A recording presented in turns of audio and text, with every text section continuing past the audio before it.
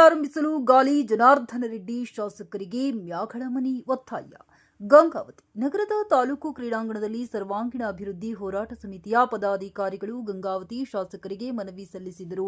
ಜಿಲ್ಲಾಧ್ಯಕ್ಷ ಬಸವರಾಜ್ ಮ್ಯಾಗಳಮನಿ ಮಾತನಾಡಿ, ತಾವುಗಳು ನೂತನ ಶಾಸಕರಾಗಿ ಆಯ್ಕೆಯಾದ ನಂತರ ಆಗಸ್ಟ್ 15, 2023ರಂದು ವಿವಿಧ ಬೇಡಿಕೆಗಳನ್ನು ಸಲ್ಲಿಸಿ 2 ವರ್ಷಗಳು ಕಳೆದರೂ ಇದುವರೆಗೂ ಯಾವುದೇ ಬೇಡಿಕೆಗಳನ್ನು ಈಡೇರಿಸಲು ತಮ್ಮಿಂದ ಸಾಧ್ಯವಾಗಿರುವುದಿಲ್ಲ. ಈಡೇರಿಸಲು ಸಾಧ್ಯವಾಗದಿದ್ದರೂ ಯಾಕೆ ಆಗಿಲ್ಲ ಎಂಬುದರ ಬಗ್ಗೆ ಉತ್ತರ ಅಥವಾ ಇಂಬರಹ ಕೂಡ ನೀಡಿರುವುದಿಲ್ಲ. ಇದನ್ನು ಸಂಘವು ತೀವ್ರವಾಗಿ ಖಂಡಿಸುತ್ತದೆ ಎಂದು ಆಕ್ರೋಶ ವ್ಯಕ್ತಪಡಿಸಿದರು. ನಗರದ ಗುಂಡಮ್ಮ ಕ್ಯಾಂಪ್ನಲ್ಲಿ ಕೋಟಿಗಟ್ಟಲೆ ಖರ್ಚು ಮಾಡಿ ಮಾರ್ಕೆಟ್ ನಿರ್ಮಿಸಿ ಸುಮಾರು 20 ವರ್ಷಗಳಾದರೂ ಸಾರ್ವಜನಿಕರ ಉಪಯೋಗಕ್ಕೆ ಇಲ್ಲದೆ ಇರುವುದು ಒಂದು ಕಡೆಯಾದರೆ, ನಗರಸಭೆಗೆ ಬರುವ ಆದಾಯವೂ ಇಲ್ಲಿದೆ. ಸರ್ಕಾರದ ಬೊಕ್ಕಸಕ್ಕೂ ಕೂಡ ನಷ್ಟ ಉಂಟಾಗಿದೆ. ಮಾರ್ಕೆಟ್ ಪ್ರಾರಂಭ ಮಾಡುವುದಾಗಿ ಕುಂಟು ನೆಪ ಹೇಳುತ್ತಾ ಮುಂದೂಡುತ್ತಿರುವುದು ಸರಿಯಲ್ಲ.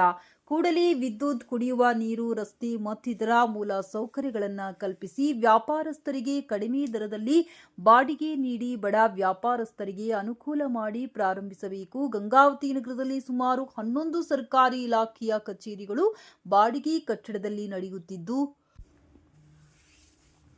ಇದರಿಂದ ಸರ್ಕಾರದ ಬೊಕ್ಕಸಕ್ಕೆ ಆರ್ಥಿಕ ನಷ್ಟ ಉಂಟಾಗುತ್ತಿದೆ. ಆದ್ದರಿಂದ ಖಾಲಿ ಇರುವ ಸರ್ಕಾರಿ ಕಟ್ಟಡಗಳಿಗೆ ಸ್ಥಳಾಂತರಿಸಬೇಕು ಅಥವಾ ಸ್ವಂತ ಕಟ್ಟಡಗಳನ್ನು ನಿರ್ಮಿಸಿ ಸರ್ಕಾರಕ್ಕೆ ಆಗುವ ನಷ್ಟ ತಪ್ಪಿಸಲು ಕ್ರಮ ಕೈಗೊಳ್ಳಬೇಕು. ಗಂಗಾವತಿ ನಗರದ 27ನೇ ವಾರ್ಡ್ನಲ್ಲಿ ಸುಮಾರು ವರ್ಷಗಳಿಂದ ಪರಿಶಿಷ್ಟ ಜಾತಿಗೆ ಸೇರಿದ ಅಲೆಮಾರಿ ಜನಾಂಗವು ಚಿಕ್ಕ ಟೆಂಟ್ಗಳಲ್ಲಿ ವೃದ್ಧ ಮತ್ತು ಚಿಕ್ಕ ಮಕ್ಕಳೊಂದಿಗೆ ಕಷ್ಟದ ಜೀವನವನ್ನು ಅನುಭವಿಸುತ್ತಿದ್ದಾರೆ. ಅವರಿಗೆ ಮನೆಗಳನ್ನು ನಿರ್ಮಿಸಿ ಅನುಕೂಲ ಮಾಡಿಕೊಡಬೇಕು. ಈ ಬೇಡಿಕೆಗಳನ್ನು ಗಂಭೀರವಾಗಿ ಪರಿಗಣಿಸಿ ಈಡೇರಿಸಬೇಕು ಹಾಗೂ ಈಡೇರಿಸದ ಬಗ್ಗೆ ಅಥವಾ ಕೈಗೊಂಡ ಕ್ರಮದ ಬಗ್ಗೆ ನಮಗೆ ಇಂಬರಹ ನೀಡಬೇಕು.